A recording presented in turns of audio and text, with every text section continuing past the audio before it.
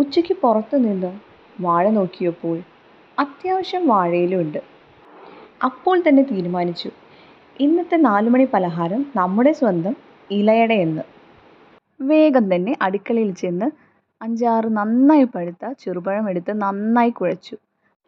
അതിലേക്ക് ആവശ്യത്തിന് തേങ്ങ ചിരകിയതും 3/4 ഗ്ലാസ് അരിപ്പൊടിയും ആവശ്യത്തിന് ശർക്കരപ്പാനിയും 2 ടീസ്പൂൺ നെയ്യും ചേർത്ത് കുഴച്ചെടുക്കുക. ഈ കുഴച്ച് വെച്ച മിശ്രിതം ചെറിയ ഉരുളകളാക്കി വാഴയിൽ വെച്ച് പരത്തിയെടുത്ത് മടക്കി വയ്ക്കുക. ഇനി ഇവയെല്ലാം പാത്രത്തിൽ വെച്ച് ആവിയിൽ വേവിച്ചെടുക്കാം. 10 മിനിറ്റ് മീഡിയം ഫ്ലെയിമിൽ വെച്ച് വേവിച്ചെടുക്കാവുന്നതാണ്. ഏകദേശം വാഴയിലയുടെ നിറം മാറിത്തുടങ്ങിയാൽ തന്നെ നമ്മുടെ ഇലയട റെഡി. ഇനി ചൂടോടുകൂടി നമുക്ക് സെർവ് ചെയ്യാം. പുതിയ വിശേഷവുമായി അടുത്ത വീഡിയോയിൽ വീണ്ടും കാണാം.